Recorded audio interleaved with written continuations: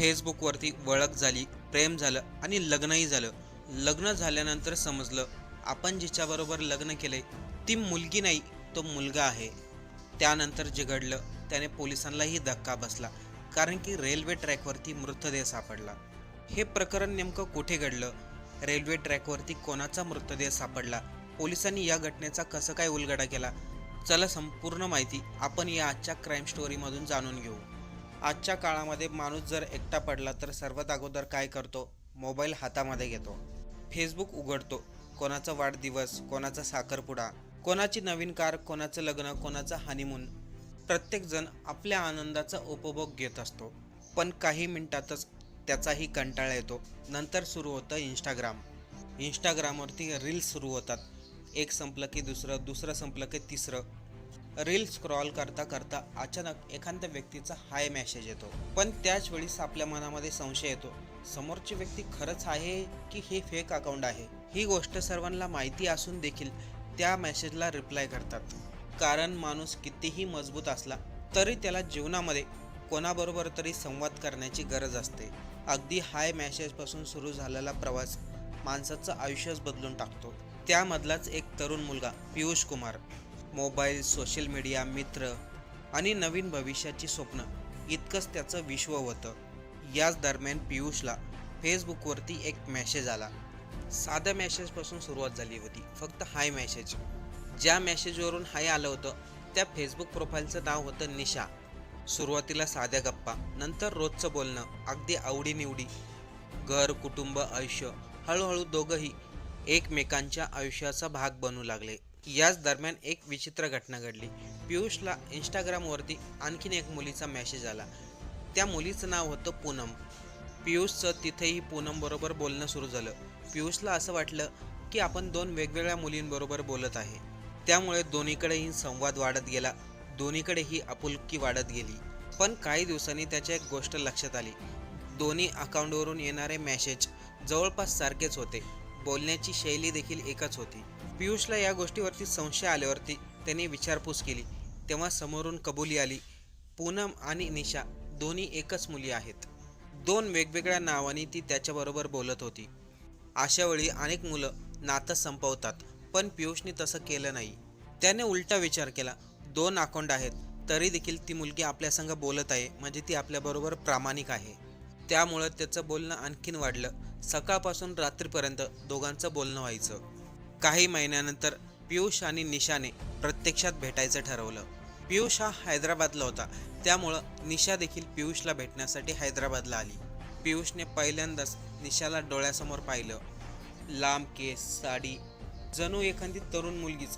तिचं लग्नही झालेलं नाही. निशा फोटोमध्ये जशी दिसत होती तशीच समोरही दिसत होती. पियुषच्या मनामध्ये उरलेला शेवटचा संशयही नाहीसा झाला. पहिल्या भेटीनंतर त्यांचं नातं आणखीन घट्ट झालं. हॉटेलमध्ये भेटणं, एकत्रित फिरणं, भविष्यामध्ये काय करायचं याबद्दल दोघांचे एकच विचार. हे सर्व महिनाभर सुरू राहिलं. त्यानंतर त्यांनी एक निर्णय घेतला. दोघांनीही ठरवलं नवीन रिलेशनशिपमध्ये राहायचं. त्यासाठी एक घर भाड्याने घेतलं. बाहेरून पाहिलं तर पियुष आणि निशाचं जोडपं एक सामान्य जोडप्यासारखं वाटत होतं. पण या नात्याच्या सुरुवातीपासूनच पियुषला एक गोष्ट खटकत होती. तो जेव्हा जेव्हा निशाच्या जवळ जायचा, जेव्हा जेव्हा तिच्याबरोबर शारीरिक संबंध ठेवण्याचा प्रयत्न करायचा, तेव्हा निशा त्याला नाकार द्यायची. कधी तब्येत ठीक नसल्याचं, कधी सांगायची आज माझा उपवास आहे. प्रत्येक वेळी पियुषला वेगवेगळं उत्तर मिळायचं. पियुषने या गोष्टीकडे फारसं काही लक्ष दिलं नाही.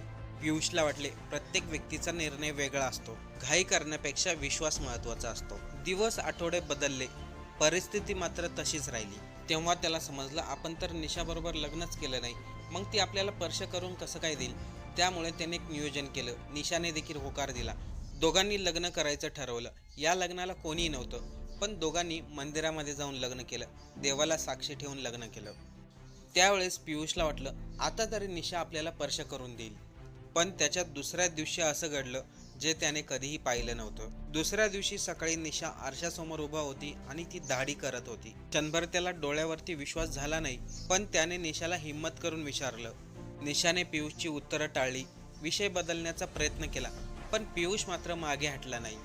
पियुष इतक्या महिन्यापासून जिला मुलगी समजत होता, जिला आपलं प्रेम समजत होता आणि जिला आपली पत्नी बनवली होती, ती प्रत्यक्षात मुलगी नव्हतीच. तो होता मुलगा चंदन कुमार नावाचा. चंदन कुमार हा एक मुलगा होता क्रॉस ड्रेसर. महिलासारखे कपडे घालणं, लांब केस ठेवणं, मुलीसारखा मेकअप करणं आणि स्वतःला मुलगी म्हणून प्रेझेंट करणं. फोटो, नाव, ओळख सर्व काही मुलीच्याच नावाने. जेव्हा ही गोष्ट पियुषला समजली तेव्हा तो प्रचंड संतापला. त्याच्या मनामध्ये भरपूर राग होता. विश्वासघाताची भावना निर्माण झाली. त्यानंतर दोघांमध्ये सतत वाद होऊ लागले. एकाच घरामध्ये राहणं अवघड झालं. पियुषने हे आपलं नातं इथेच संपवायचं असा निर्णय घेतला आणि त्याने हैदराबाद सोडलं.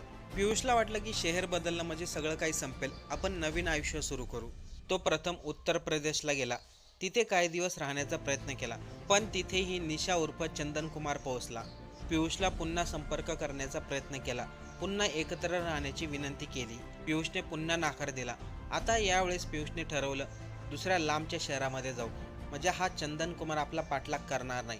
त्यामुळे त्याने राजस्थान गाठलं. राजस्थानमध्ये पियुषला कामही मिळालं. तो कामही करू लागला.